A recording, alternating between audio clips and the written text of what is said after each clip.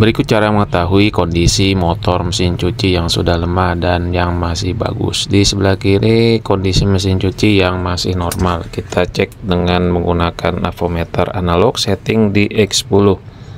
Nah, kemudian kita hubungkan probe warna apa saja ke kabel hitam. Kita cek di kabel warna kuning satu.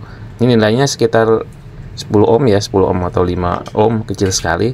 Dan yang satunya lagi itu sekitar 400 ohm. Jadi ini pincang dan gak normal.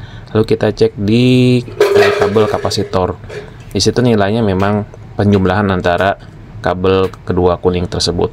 Jadi ini kondisinya sudah pincang, meskipun kita cek kapasitor itu masih normal ya di mesin cuci. Lalu kita akan mencoba untuk mengetahui kondisi mesin cuci yang masih baru. Nah, di sini sesuai dengan wiring, itu kabel biru itu common, warna merah dan warna hitam itu adalah untuk kapasitor. Jadi karena mesin cuci ini berputar bolak-balik, jadi untuk menilai biru dan merah itu nilainya harus sama. Kita akan coba untuk mengeceknya. Di sini common sudah kita hubungkan probe-nya, kita cek terlebih dahulu untuk kabel warna biru dan merah. Itu nilainya sekitar 400 ohm.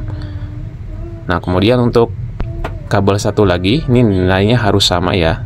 Oke, kita cek nilainya ini sama, dan kabel warna hitam dan merah itu nilainya harus lebih tinggi karena penjumlahan dari kabel biru merah dan kabel biru hitam.